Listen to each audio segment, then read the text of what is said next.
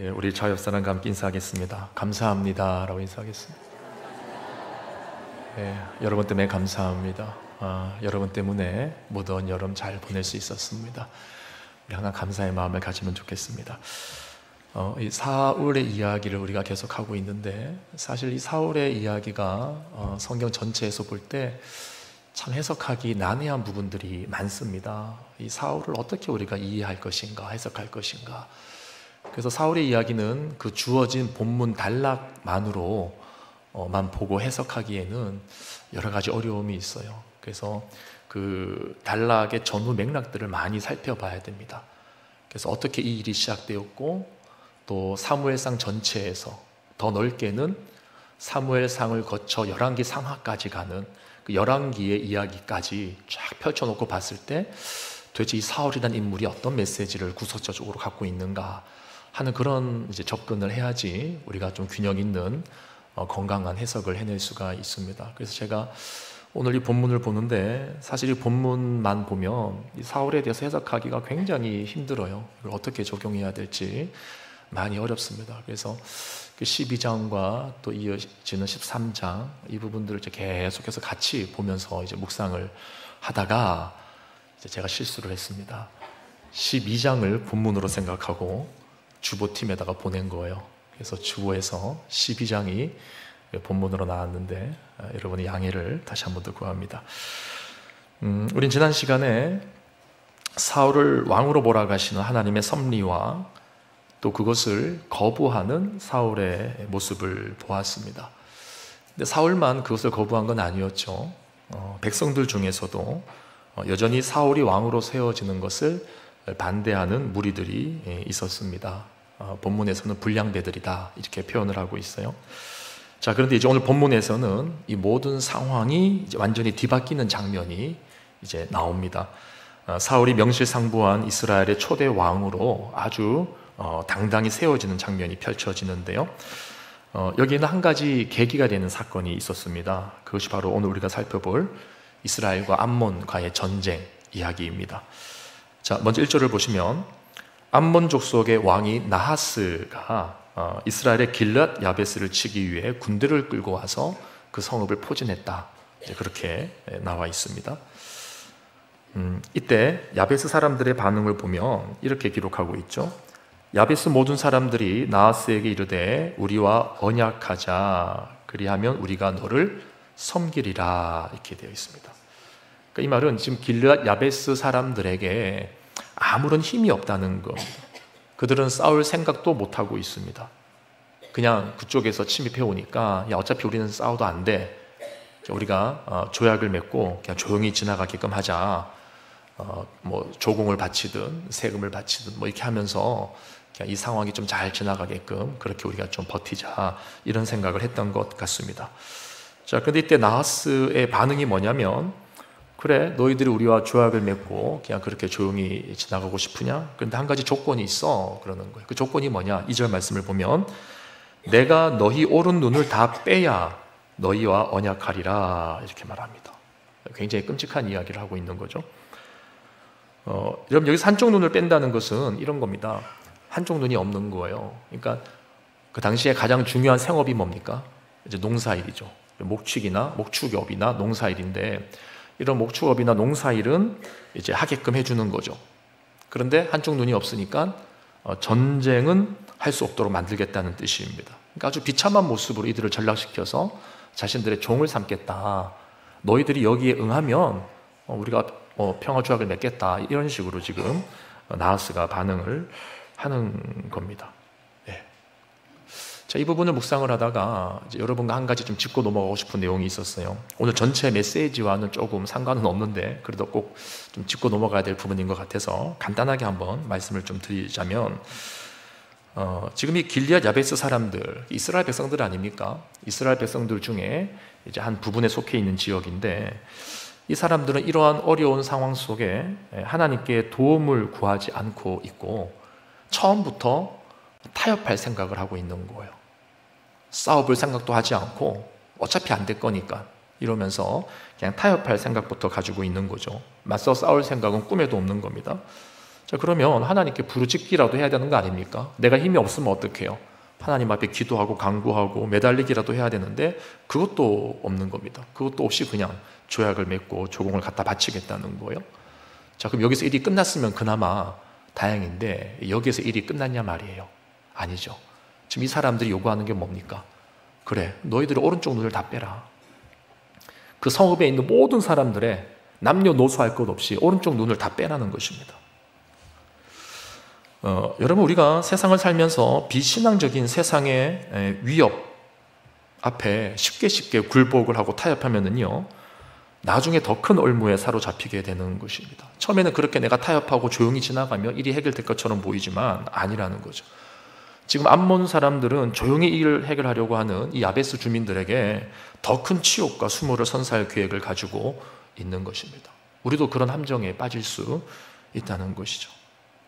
우리는 인생에 비신앙적인 세상의 유혹 혹은 위협이 올 때 아예 처음부터 마음을 굳게 먹어야 됩니다. 세상 사람들이 다 이렇게 하니까 하고 처음부터 조금씩 타협하고 내주기 시작하면 여러분, 절대로 일이 조용히 끝나는 게 아닙니다. 더 큰 수모와 치욕을 당할 만한 요소들이 우리 앞에 놓이게 된다는 거죠. 이럴 때 우리는 어떻게 해야 됩니까? 부르짖어야 되는 거죠. 하나님 앞에 부르짖고 하나님 앞에 도움을 구해야 되는데 내 생각과 방법으로 그냥 이렇게 타협하고 지나가면, 적당히 지나가면 조용히 되겠지, 이렇게 생각을 하고 있는 우리의 모습이 없는가 한번 좀 짚고 넘어가고 싶었던 겁니다. 자, 다시 본문으로 돌아와서요. 그럼 지금 이 야베스 주민들이 이런 비참한 상황 속에서 지금 또 어떻게 대처를 하고 있는가 한번 봐야 되는데 3절 우리 같이 읽어보겠습니다. 3절 시작. 야베스 장로들이 그에게 이르되 우리에게 이랫동안 말미를 주어 우리가 이스라엘 온 지역에 전령들을 보내게 하라. 만일 우리를 구원할 자가 없으면 내게 나아가리라 하니라. 자, 지금 길앗 야베스 사람들이 암몬 사람들에게, 군대에게 일주일의 시간을 요청합니다. 왜 일주일의 시간을 요청하고 있어요? 우리가 이스라엘 전역에 한번 도움을 청해 보겠습니다. 일주일의 시간을 좀 주십시오. 그런데도 아무도 우리를 돕지 않는다고 하면 당신이 하라는 대로 우리는 그렇게 하겠습니다. 무슨 말이에요? 오른쪽 눈 뽑고 항복하겠다는 얘기잖아요. 여러분, 지금 이게 말이 됩니까?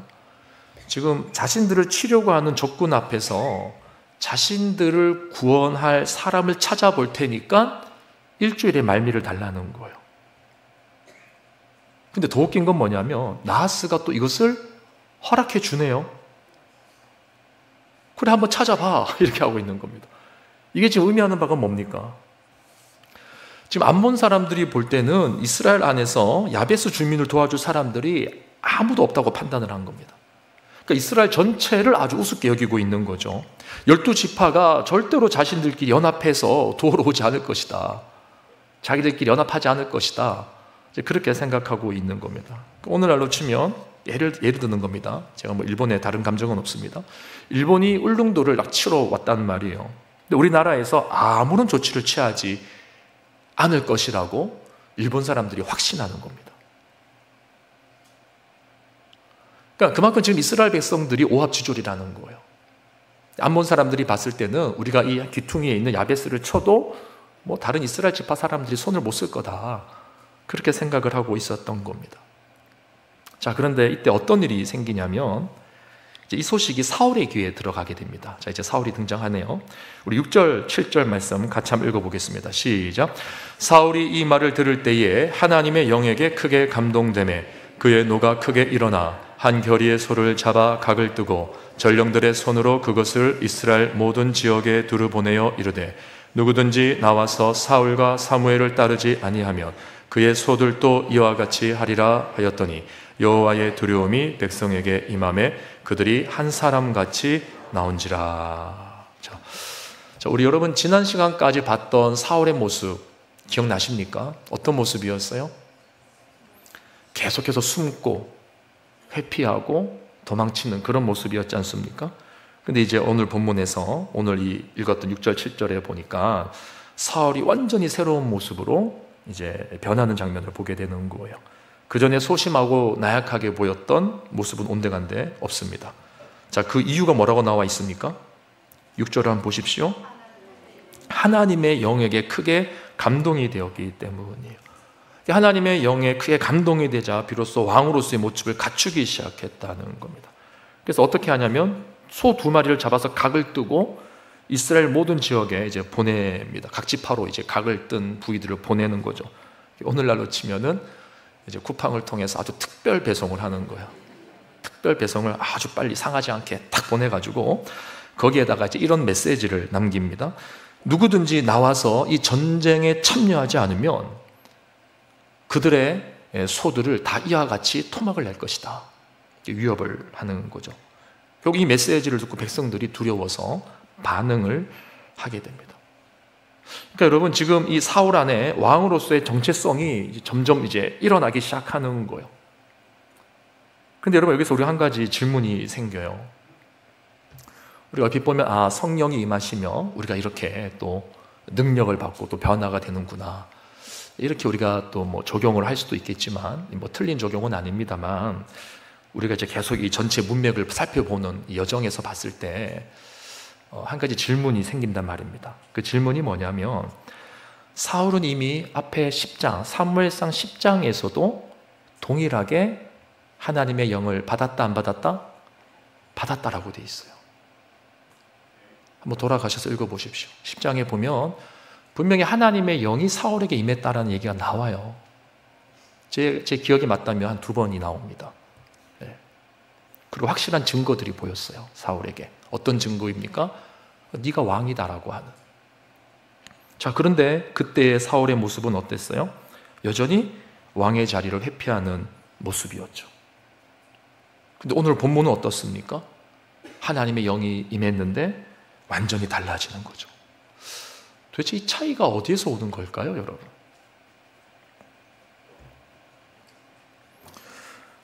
여러분 혹시 길르앗 야베스 사람들과, 그러니까 오늘 본문의 배경이 되는 지역이 길르앗 야베스인데 이 길르앗 야베스 사람들과 사울이 어느 지파 사람입니까? 베냐민 지파죠. 예. 이 길르앗 야베스 사람들과 베냐민 지파 사람들과의 관계에 대해서 혹시 들어본 적 있으십니까? 아무도 없으세요? 예. 여러분 결론부터 말하면 이 길르앗 사람들이 베냐민 지파의 외갓벌 되는 사람들입니다. 제가 설명을 해드릴게요. 지난번에 제가 한번 언급을 드렸었는데요. 사사기 마지막에 보면 베냐민 지파와 이스라엘 다른 지파들, 그러니까 연합국이라고 이제 군대라고 표현을 하겠습니다. 이 연합군과 베냐민 지파가 이렇게 전쟁을 하게 되죠. 그러니까 내전이 발생을 했었다고 말씀을 드렸습니다. 기억나십니까? 예. 근데 그 내전의 이유가 뭐냐면 당시 한 레위인이 있었는데 이 사람이 첩을 드렸습니다. 첩. 원래는 이제 첩을 드리면 안 되죠. 예. 특별히 레위인은 더더욱 안 되는 거죠. 하나님 앞에 헌신된 사람들 아닙니까? 근데 이제 이것은 그만큼 그 당시가 얼마나 이 사사기 시대가 타락했는가 하는 것을 알 수 있는 대목인데 어쨌거나 이 사람이 첩을 데리고 있었어요. 그런데 나중에 이 첩이 어떤 행동을 하냐면 이제 그 남편을 두고 이제 행음을 합니다. 아마 바람이 났던지 뭐 하여튼 바람이 났던지 좀 행음을 해요. 그리고 나서 어떻게 하느냐? 염치가 있었던지 도망을 가요. 친정으로 도망을 갑니다. 근데 웃긴 건 뭐냐면 이 레위인이 이 첩을 다시 모시러 갑니다. 가서 장인어른이죠. 장인어른한테 아주 융숭한 대접을 받고 이 첩을 막 설득을 해가지고 야 다시 가자, 다시 가자 이렇게 데리고 와요. 그래서 이제 데리고 오는 길에 이제 해가 이제 뉘엿뉘엿 지어갑니다. 해가 이제 지자 이제 기브아라는 지역에 들어가서 유숙을 하는데 이 기브아라는 지역이 어디냐 하면 바로 베냐민 지파의 주요 성읍이에요.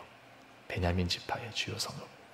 근데 이때 어떤 일이 이제 발생하느냐? 아주 큰 일이 발생하는데 당시 성적으로 타락한 그 지역 불량배들이 그러니까 이제 하나님의 백성들입니다. 베냐민 지파니까.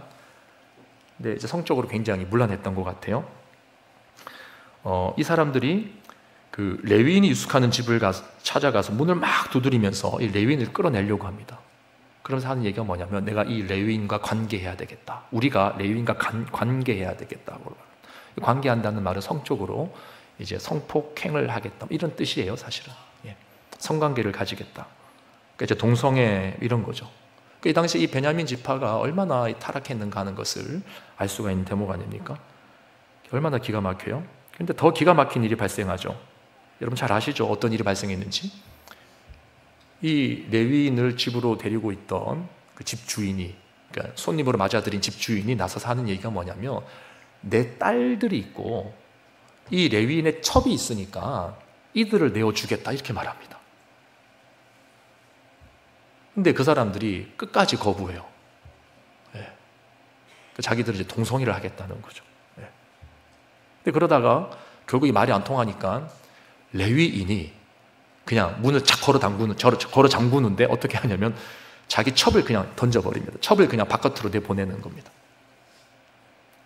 그리고 이 여인이 이제 그 불량배들에게 끌려가가지고 밤새도록 유린을 당하고 성폭행을 당하고 뭐 그렇게 그렇게 이제 새벽까지 당하고 이제 집으로 돌아와요. 그리고 집 문 앞에 툭 쓰러졌는데 이제 아침에 일어나서 레위인이 문을 열고 보니까 그 사람이 죽은 겁니다. 여인이 죽은 거예요.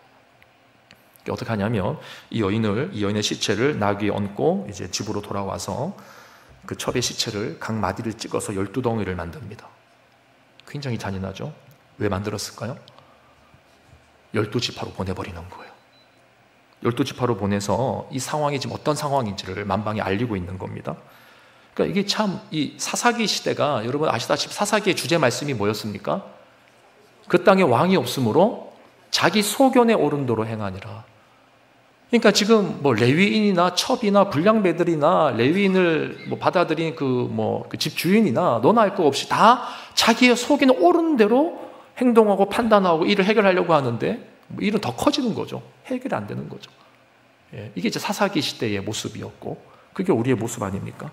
어쨌거나 이렇게 이제 그 시체를 각 지파로 딱 보내고 이 사실을 만방에 알리니까 그때 이제 베냐민을 상대로 해서 그 연합 지파가 모든 지파들이 연합해서 연합군을 형성했다고 했는데 그 이유 때문에 생긴 겁니다. 어떻게 이스라엘 땅에 우리 땅에 이런 일이 있을 수 있느냐? 그래서 베냐민과 나머지 지파들이 이제 싸움을 하게 되는데 지난번에 말씀드린 것처럼 처음하고 두 번째는 베냐민 지파가 다 이겨요. 그래서 베냐민 지파가 엄청 싸움을 잘한다 그랬죠, 제가. 엄청 싸움을 잘하고 용맹한 지파인 겁니다. 어떻게 그 한 지파가 나머지 11지파를 다 이겨요? 예. 그랬다가 이제 마지막에 이제 다시 역전이 돼가지고 이제 베냐민 지파가 패하게 되는데 이때 앞에서 한 번, 두 번 연합군이 패했었기 때문에 이 사람들도 아주 이게 화가 이제 뭐 분이 이제 극에 달했는지 이번에 완전히 베냐민 지파를 완전히 몰살시켜 버리는 거예요. 그래서 몇 명이 남았다고 했죠? 기억나십니까? 남자만 600명이 남은 거예요. 거의 넉 달간의 내전을 치르면서 남녀노소 할 것 없이 다 죽었습니다. 그리고 남자들만 600명 가량이 남은 거예요. 근데 일이 이 지경이 되고 나니까 이제 이스라엘 연합군 안에 또 다른 고민이 생기기 시작한 거예요. 어떤 고민이었을까요? 일단은 그들의 정체성에 대한 고민입니다. 이스라엘은 12지파가 되어야 돼요. 야곱의 12아들들이지 않습니까? 근데 그 중에 한 지파가 사라지게 생긴 것, 이게 첫 번째 고민이었어요. 두 번째 고민이 뭐냐면 한 지파가 사라지고 나면 이제 그 땅을 처리하는 문제가 생기는 거죠. 이 당시 사람들이 아마 고민했던 것 같아요. 아마도 이 땅을 그냥 내버려 두면 분명히 우리 안에 이 내전이 또 일어나게 될 것이다. 그 당시에 이 땅은 굉장히 중요하지 않습니까? 그러니까 이 땅에 대한 또 이제 갈등으로 또 심각한 내전이 생길 것이 불보듯 뻔했던 것 같아요. 그래서 이 연합군이 어떤 선택을 하냐면 굉장히 웃긴데 이 베냐민을 다시 좀 살리자 이렇게 얘기를 합니다. 이 베냐민 지파를. 근데 남자가 600명밖에 안 남았잖아요. 그럼 이제 어떻게 이들을 살릴 수 있을까요? 어떻게 해야지 베냐민 지파가 다시 살아날까요? 결혼을 해야 될 거 아닙니까? 근데 이 땅에 지금 여자들이 있다 없다? 없잖아요. 여러분, 이 연합군들이 이제 너무 화가 나서 군대를 조직하고 연합을 했을 때 이들이 했던 맹세가 있었습니다. 하나님 앞에. 어떤 맹세를 했냐면 너무 기가 차니까 이제부터 우리의 후손들, 우리의 딸들은 절대로 베냐민 지파로 시집을 보내지 않겠다. 그렇게 하나의 맹세를 했었어요. 예. 근데 그 맹세를 했기 때문에 더 이상 이 베냐민 지파를 살리고 싶어도 살릴 수 없게 된 상황이 된 거죠. 예. 그러니까 남자들만 600명이 살다가 그냥 호라비가 돼서 그냥 죽게 되는 그런 상황이 돼버린 거죠. 예. 그런데 또 아주 재밌는 일이 발생했는데 이 와중에 어떤 일이 생기냐면 이제 전쟁이 이제 막 끝났지 않습니까? 그래서 이제 이 전쟁과 관련해서 이제 병력 조모를 하는데 이 병력 조모를 하다가 아주 그 재밌는 사실 하나를 발견해요. 그게 뭐냐면 뭐 재밌는 사실은 아닌 것 같고 길르앗 야베스 사람들만이 이 전쟁에 참여하지 않았다는 것을 발견하게 됩니다. 웃기지 않아요? 다 전쟁에 참여했는데 이 병력 조모를 쭉 하다 보니까 이 길르앗 야베스 사람들만이 여기에 동참하지 않았다는 사실을 발견하게 되는 거예요. 그래서 이 사람들이 잘 됐다 이러는 거예요. 잘 됐다. 예. 너희들이 전쟁에 참여하지 않았으니까 너희들이 대가를 치러야 된다. 우리 자손들은 나가서 다 전쟁에서 싸우고 뭐 다치고 죽고 이랬는데 너희들은 뭐냐 이러면서 이 길르앗 야베스에 있는 처자 400명을 베냐민 지파로 넘겨버리는 거예요. 자, 그럼 600명이 남았는데 400명이 갔습니다. 몇 명이 부족합니까? 200명이 부족하잖아요. 또 어떤 일을 하냐면 이 사람들이 더 이상 줄 사람이 없는 거예요. 줄 사람이 없다 보니까 이들이 소위 말하는 이제 보쌈을 허용해 줍니다. 그러니까 실로라고 하는 지역이 이제 그들의 종교 중심지였는데 실로에서 해마다 종교 행사를 합니다. 근데 많은 사람이 나와서 축제를 하고 춤을 추고 잔치를 하는데 그때 은밀하게 뒤에서 쫙 계획을 짜가지고 너희들이 이번에 보쌈을 해가면 우리가 모른 척 해주겠다 이렇게 나오는 거예요. 이게 말이 됩니까? 그러니까 완전히 엉망진창인 거예요. 지금 사사기 시대가. 예, 자기 소견에 옳은 도로 행하였다는 말이 여기서 나오는 겁니다. 그러니까 여기에서 이제 200명이 또 보쌈돼서 갑니다. 예, 그러니까 이 200명은 여러 지파 사람이 섞여 있었겠죠. 그러니까 여러분 보면은 이제 인구 비율로 보면은 이 베냐민 지파에서 가장 압도적인 지파의 사람들이 누구라고요? 베냐민 지파 사람 400명이 나가 있어요. 이 사람들이 이제 결혼하고 자식을 놓고 이렇게 뭐 손자, 중손자 이 정도까지 온 것 같아요. 이제 그러고 나서 이제 사울 시대까지 온 겁니다. 예, 이게 뭐 중손인지 고손인지 모르겠지만 하여튼 그렇게 오랜 시간이 걸리진 않았어요. 그러고 나서 지금 사울 시대까지 온 거예요.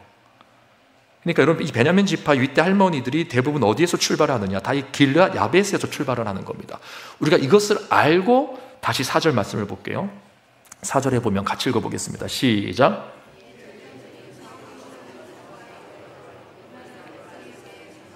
모든 백성이 소리 높여 울더니. 자, 지금 전령들이 이 길르앗 야베스 사람들이 이제 전멸하게 되어졌다 하는 이야기를 이제 듣고 울었다라고 되어 있습니다. 근데 사울이 사는 기브아에 이르러 이 말을 백성에게 전하매 이 사람들이 소리 높여 울었다라고 되어 있어요. 여러분 생각해 보십시오. 이들이 운 이유가 단순히 자신의 민족이 암몬의 침입을 받았기 때문에, 예를 들어서 울릉도가 뺏기게 생겼어, 우리 어떡하냐 그렇게 해서 운 것이겠습니까? 아니면 자신의 외할머니 뻘되는 가까운 친족들이 다 전멸당하게 생겼기 때문에, 쉽게 말하면 가족을 건든 거죠. 그래서 운 것이겠습니까? 예, 뭐 전자의 성격이 전혀 없다라고 할 수는 없어도 이 후자의 성격이 가까운 거예요. 예. 그러니까 자신들의 가족이, 그 외가댁 사람들이 다 이제 전멸당하게 생긴 겁니다. 그래서 이 사람들이 지금 울고 있는 거예요. 그리고 이 소식을 들었을 때, 사울이 이 소식을 들었을 때 오늘 본문에 뭐라고 되어 있냐고, 이 타이밍에 하나님의 영이 임했다라고 되어 있어요. 하나님의 영에 크게 감동이 되어 사울이 분노하게 되었다라고 되어 있습니다. 자, 이제 좀 정리가 되시죠, 여러분? 앞에서 이미 하나님의 영이 임하셔서, 10장에서 하나님의 영이 임하셔서 새롭게 변화된 마음을 사울이 받았었지만, 그럼에도 불구하고 사울은 어땠냐? 막상 현실을 마주했을 때는 여전히 그 자리를 회피하고 그 왕의 자리를 거부하고 숨는 그런 어떤 불순종하는 모습 혹은 소극적인 모습을 계속해서 보였던 거예요. 그러니까 하나님께서 이번에는 아예 그의 혈통을 이용하시는 겁니다. 하나님께서. 야, 너 이래도 도망갈 거야? 이런 소식을 들었는데도 도망갈 거야? 하나님이 이걸 연출하시는 거예요. 그 순간에 성령께서 임하시니까 더 이상 사울이 거기에서 이제 도망갈 생각을 하지 않고 이제는 반대로 이제 분노가 이제 확 끌어올랐다고 합니다. 그러니까 여러분 뭡니까? 지금 하나님께서 자꾸만 이 왕으로서의 자리를 회피하려고 하는 사울을 세우시기 위해서 그러니까 더 이상 그가 피하지 못하도록 지금 강권적으로 이 상황을 이끌어가고 계시다는 거예요. 그래서 결국 이것을 계기로 해서 사울이 이스라엘 백성들을 이끌고 전쟁터에 나가서 전쟁의 선두에 서게 되고 어떻게 됩니까? 대승을 거두게 되는 거죠. 그 대승의 결과로 더 이상 사울을 반대하던 사람들은 나오지 않습니다. 앞에서 사울을 반대하는 불량배들이 있었다고 했잖아요. 온데간데 없이 다 사라졌어요. 입을 딱 닫았습니다. 그리고 더 중요한 것은 사울 자신도 이제는 자신을 왕으로 받아들이고 있다는 거예요. 왕으로. 자, 우리 7절 말씀 다시 한번 볼게요. 7절에 보면 굉장히 중요한 표현이 하나가 나오는데 한 결의의 소를 잡아 각을 뜨고 전령들의 손으로 그것을 이스라엘 모든 지역에 두루 보내어 이르되 누구든지 나와서, 이게 지금 누구의 말이냐면 사울의 말입니다. 사울이 하는 이야기예요. 누구든지 나와서 사울과 나 사울과 사무엘을 따르지 아니하면 그의 소들도 이와 같이 하리라. 여기서 뭐가 중요하냐면 여러분 히브리인들은요 사람의 이름을 표기하거나 족보를 나열할 때 중요한 사람을 먼저 위에 올립니다. 그런 경향이 있어요. 근데 지금 사울이 뭐라고 적고 있냐면은 사울과 사무엘을 따르지 아니하면이라고 합니다. 원래 정서는 뭐라고 기록되어져야 되냐면 사무엘과 사울, 이게 맞습니다. 지금 모든 보편적인 이스라엘 사람들이 생각하는 지도자는 누구예요? 사무엘이죠. 제가 또 혹시 말실수했나요? 제가 지난주에도 말실수했더라고요. 죄송합니다. 지난주도 혼났습니다. 자, 어쨌거나 사무엘과 사울, 이게 맞아요. 근데 하나님의 영이 임하고 그 분노가 이제 극에 달하기 시작하니까 이 사울이 뭐라고 말하냐면 자기 이름을 제일 먼저 놓습니다. 이제 자기 스스로 이제 아는 거, 이제 내가 나서야 된다. 내가 지도자다. 내가 왕으로 부름받았다. 사울과 사무엘을 따르지 아니하면 그의 소들도 이와 같이 되리라. 이렇게 말하고 있는 겁니다. 여러분, 이제 여기에서 이스라엘의 리더십이 바뀌고 있는 거예요. 오늘 이 사건을 계기로 이스라엘의 왕정 제도가 제대로 확립되기 시작하는 겁니다. 그래서 이제 14절, 15절로 넘어가면 같이 읽어볼까요? 시작. 사무엘이 백성에게 이르되 오라 우리가 길갈로 가서 나라를 새롭게 하자. 모든 백성이 길갈로 가서 거기서 여호와 앞에서 사울을 왕으로 삼고 길갈에서 여호와 앞에 화목제를 드리고 사울과 이스라엘 모든 사람이 거기서 크게 기뻐하니라. 자, 이제 이로써 사무엘이 온 백성들에게 이제는 그 전까지는 백성들이나 또 사울 자신이나 뭔가 멈칫멈칫하는 그런 느낌으로 사울을 왕으로 세웠었는데 지난 시간에 말이죠. 분명히 세웠었습니다. 오늘 처음 세우는 게 아니에요. 근데 이제 상황이 완전히 역전되면서 이제는 보란듯이, 정말 보란듯이 이제 사울을 왕으로 딱 세우는 그런 장면을 우리에게 보여주고 있는 것입니다. 자, 그럼 여러분 여기까지 오늘 본문의 내용인데요. 한번 정리해보면 지금 이 승리는 누구의 승리입니까? 사울의 승리입니까? 하나님의 승리입니까? 그렇죠. 하나님께서 암몬을 동원하셔서 사울의 왕권이 세워질 수 있도록 몰아가신 거죠. 또 그 일을 감당할 수 있도록, 또 더 이상 회피할 수 없도록 하나님의 영으로 사울에게 임재하신 것입니다.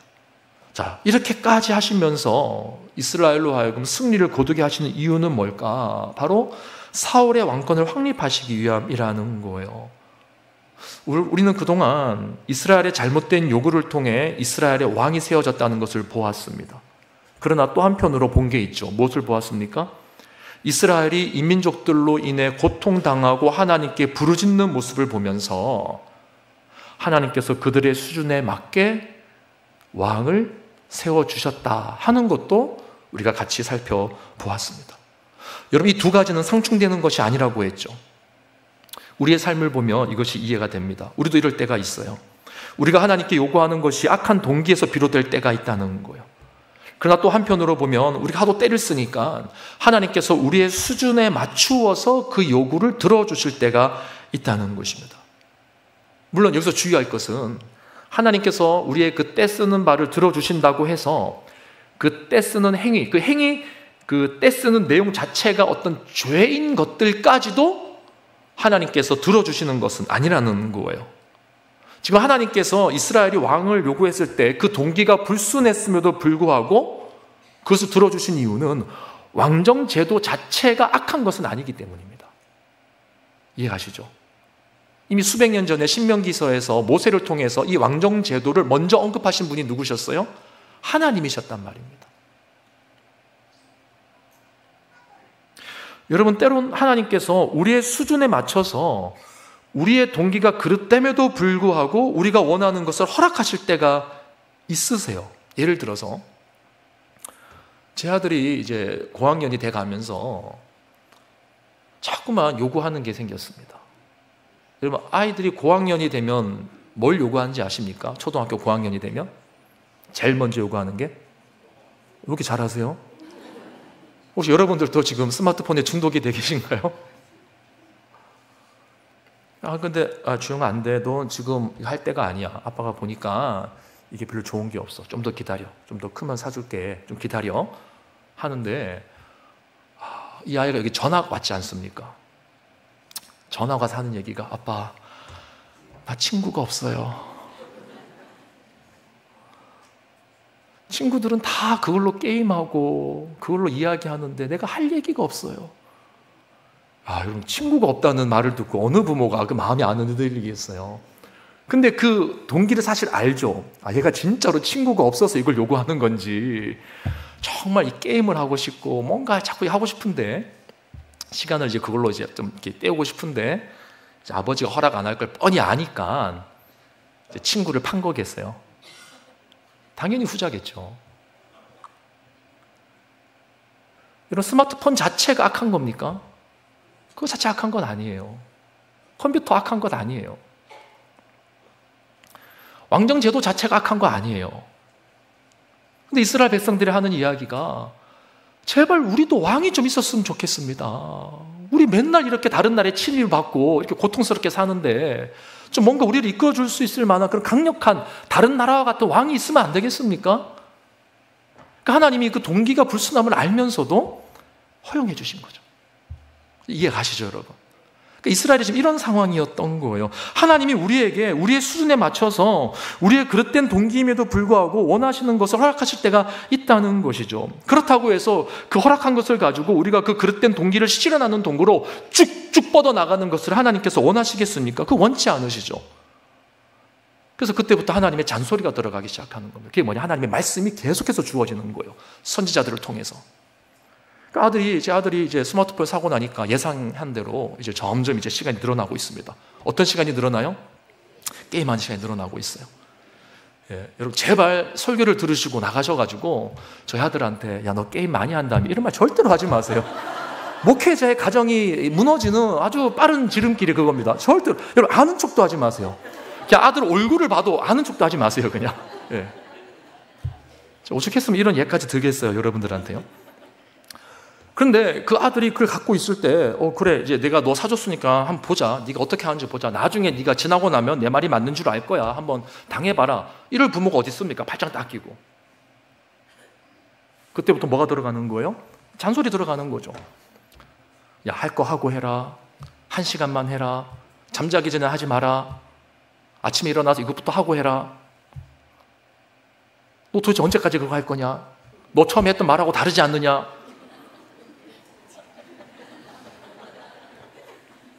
저만 그런 거 아니잖아요, 여러분. 저만 그런 것처럼. 그러니까 하나님께서 이스라엘 백성들에게 비록 왕정 제도를 허락하셨지만 계속해서 사무엘을 통해서 혹은 선지자들을 통하여서 계속해서 말씀하시는 겁니다. 제대로 된 왕이 돼야 된다. 이 왕의 왕이 세워진 것 제대로 돼야 된다. 제대로 돼야 된다. 근데 문제가 뭐예요, 지금? 이스라엘 백성들은 왕을 구했는데 사울은 어떻게 되는 거예요? 정작 사울은 이 왕이 되기 싫은 거죠. 여러분, 이 이스라엘과 사울을 이렇게 따로 분리시켜서 해석을 하면 잘 이해가 되지 않습니다. 이 이스라엘과 사울을 같이 하나로 묶어서 여러분들이 이해를 하셔야 돼요. 그러니까 우리 안에 하나님께서 원치 않는 어떤 이런 것들을 요구하고 또 그것을 가지고 하나님 내가 정말 잘 살아보겠습니다, 정말 하나님 뜻대로 살아보겠습니다 하는 마음이 있지만서도 물론 그건 이제 핑계일 수 있죠. 그러나 그 순간의 진실 아닙니까? 우리가 하나님 앞에서 하나님 이번에 이거 해결해 주시면 내가 정말 하나님 잘 섬기겠습니다 이런 마음 같지 않아요? 다 같잖아요. 그런데 그 중심에 또 뭐가 있습니까? 이 사울처럼 여전히 그 일을 제대로 수행하지 않으려고 하는 마음이 있는 거예요. 그러니까 사울과 이 이스라엘을 하나로 묶어서 보셔야 되는 겁니다. 그러니까 하나님께서 이들이 제대로 된 왕을 세우기 위해서, 제대로 된 왕정 제도를 확립시켜 주시기 위해서 하나님이 하시는 게 뭐냐면, 첫 번째로 넘어야 될 관문이 뭐냐면, 어찌하든지 간에 이 왕의 자리를 회피하려고 하는 사울을 붙잡아다가 본래 자리에 탁 놔야 되는 거예요.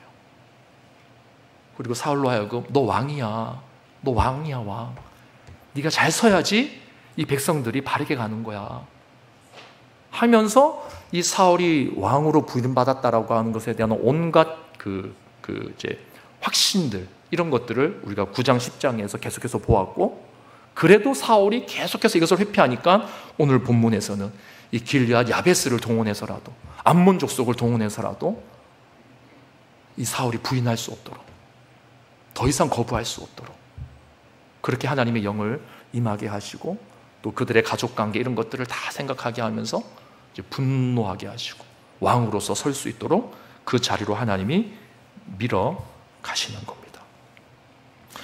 여러분, 지금 하나님의 마음은 다른 거 아닙니다. 하나님의 백성들이 정말 이 땅에서 하나님의 뜻대로 하나님의 자녀답게 살기를 원하는 거예요. 정말로 사울이 왕으로서의 그 역할을 잘 감당하기를 원했던 것 뿐이에요. 우리도 마찬가지입니다. 우리가 살다 보면 오늘 본문의 이스라엘 백성들처럼 혹은 사울처럼 하나님께서 우리를 세워주실 때가 있어요. 결국 이 전쟁에서 사울이 대승하지 않았습니까? 완전한 왕으로 자리 잡았잖아요. 우리 인생도 그럴 때가 있는 거예요. 하나님이 우리를 세워주실 때가 있어요. 비록 그릇된 동기라고 할지라도 하나님이 한쪽 눈 감아주시면서 우리가 생각한 대로 잘 되도록 하나님이 허용하실 때가 있다는 거예요. 내 능력 이상으로 잘 되거나 내 능력 이상으로 주변에서 나를 칭찬해주고 인정해줄 때가 있다는 거예요. 여러분, 그때 깨어 계셔야 됩니다. 그때 잘 생각해야 돼요. 하나님이 나에게 왜 이런 승리를 허락하셨는가? 하나님이 왜 아무 자격이 없고 부족한 나 같은 사람에게 이렇게까지 하나님이 은혜를 베풀어 주시는가? 여러분, 다른 이유 없습니다. 어찌하든지 간에 그 자리에서 겸손하게 하나님의 뜻을 잘 이루어드리는 신실한 종으로서 살기를 하나님이 바라시는 거예요. 다른 쪽으로 한눈 팔지 말라는 거예요. 모든 것을 이루신 분이 하나님이신 줄로 믿고 하나님만 바라보고 따라오라는 거예요. 암몬 족속을 물리치신 것도 하나님이시고, 길앗 야베스를 통해서 그 마음을 움직이신 것도 하나님이시고, 하나님의 영에 감동케 하신 것도 하나님이시고, 그 적들을 이겨 무찔러 싸워서 이길 수 있게 하신 것도 하나님이시고. 제가 시간 관계상 다루진 않았지만 이제 가서 한번 읽어보시면 사울이 아주 기가 막힌 전략을 내세워서 이들을 이기는 장면이 나옵니다. 그 지혜를 주신 것도 누구라고요? 하나님이라는 거예요. 그래서 여러분, 현재 내가 있는 자리에서 내가 잘 되고 있을 때 착각하지 말아야 됩니다. 여러분, 혹시 이번 한 주간 혹은 최근에 잘된 일이 있으세요? 우리가 이만큼 먹고 살만하게 된 것, 여러분, 우리가 힘들다 어렵다 하지만 사실 지나고 보면은요, 하나님께서 중간중간에 우리의 삶을 얼마나 살만하게 풀어주셨는지 우리 그 부인할 수 있나요?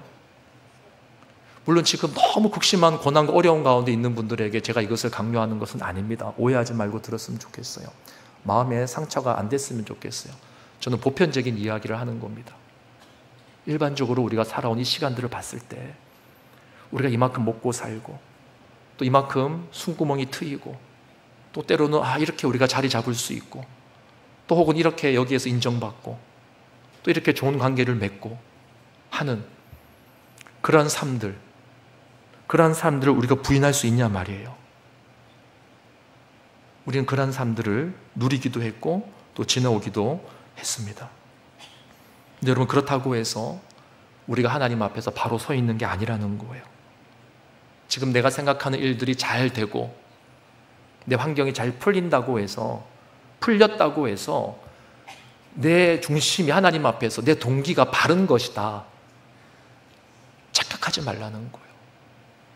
혹여라도 여러분 가운데 정말 기도하면서 뭔가 응답으로 인생에 뭐가 확 열리는 경험을 한 사람도 있을 수도 있어요. 여러분, 우리는 그럴 때마다 오늘 이 사울의 모습을, 이스라엘 백성들의 요구를 떠올려야 됩니다. 우리가 분명히 기억해야 될 건 뭡니까? 분명히 이스라엘 백성들이 대승을 했지만 그들이 하나님 앞에서 그릇된 잘못된 동기를 가지고 얻은, 왕을 통해서 얻은 승리라는 거예요. 여러분들이 기도의 응답으로 하나님 내가 응답 받았습니다라고, 글쎄요, 우리가 간증할 수도 있겠죠, 주변 사람들에게. 저는 두려워요. 그런 간증 정말 조심하셔야 됩니다. 여러분의 그 간증이, 여러분의 그 승리가 오늘 본문의 이스라엘 백성들과 같은 대승일 수도 있다는 거예요.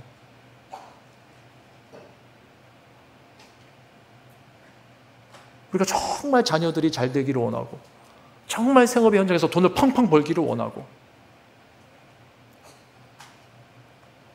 근데 그 마음의 동기 점검해 보셨어요? 하나님은 잊지 않고 계십니다. 이 이스라엘 백성들의 동기를 끝까지 기억하고 계세요. 그래서 이제 다음 시간에 살펴볼 사무엘상 12장에 가면 아까 제가 우스갯소리로 표현한 것처럼 하나님의 잔소리가 막 쏟아지기 시작합니다. 너희들이 왕을 구한 거 그거 잘못된 것이었어, 명확하게 사무엘이 말하고 있어요. 근데 안타깝게도 그 말이 있은 다음에 13장으로 넘어가서 어떻게 됩니까? 이게 뭐 드디어라고 해야 될지 비로소라고 해야 될지 모르겠지만 결국 사울이 자신의 정체를 드러내기 시작해요. 넘어지기 시작합니다. 13장부터. 여러분, 저는 오늘 설교를 준비하면서 사실은 마음이 굉장히 무거웠습니다.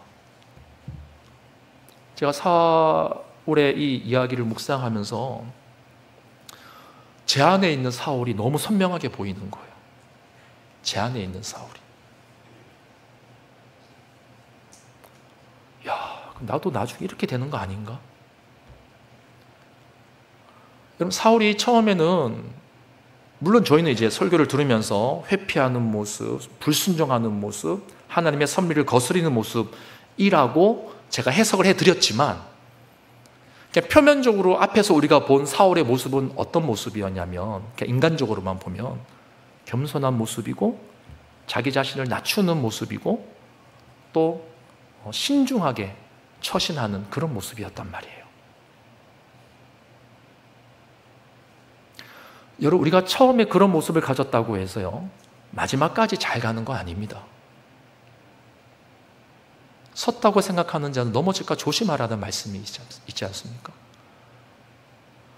오늘날 많은 목회자들 중에, 저를 비롯한 많은 목회자들과 많은 성도님들 중에 정말 성령으로 시작했다가 육체의 모습으로 마치는 사람들이 얼마나 많이 있는지 몰라요. 그래서 제가 자주 하는 기도 제목이 뭐냐면, 하나님, 성령으로 시작해서 하나님의 영광으로 결론 맺는 인생 되게 하옵소서. 그게 제 기도 제목이에요.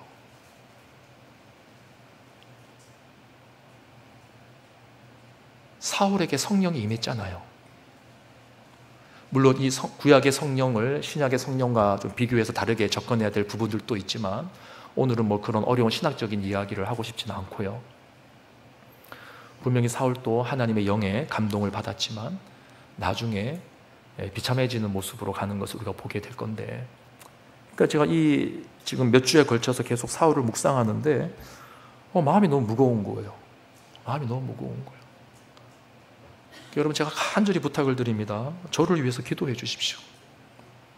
저는 제 안에 있는 사울을 명확하게 봤어요. 이 본문을 준비하면서. 여러분 안에 있는 사울을 발견하게 되시길 바랍니다.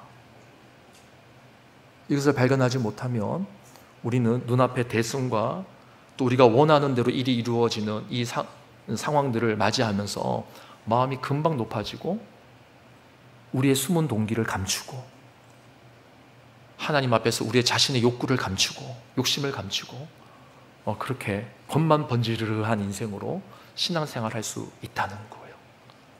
아무쪼록 오늘 이 말씀을 우리 가슴에 새기시면서 오늘 이 시간 찬양할 때 우리 찬양을 좀 하면 좋겠습니다.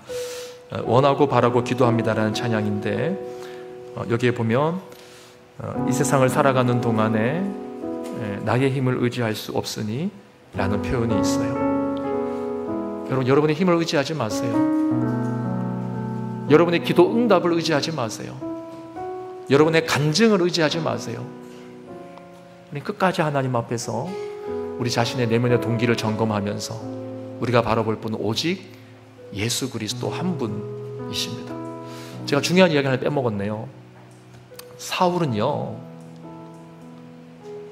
사울의 이 모습은 예수 그리스도의 모습을 반면교사로 우리에게 드러내주는 역할을 해요.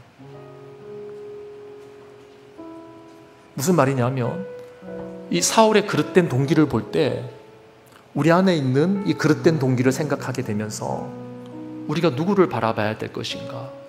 예수님을 바라보게 되는 겁니다. 왜냐하면 예수님만큼이나 이 땅에서 하나님 앞에서 올바른 동기를 가지고 공생의 삶을 사신 분이 없으시다는 거예요. 예수님은 동기도 하나님 앞에서 순수하셨고 하나님의 뜻에서 벗어나지 않았고 그 사역과 열매도 하나님의 뜻에서 벗어나지 않았어요. 여러분, 예수 그리스도 붙잡지 않으면 우리 안에 있는 사울을 제어할 수가 없습니다.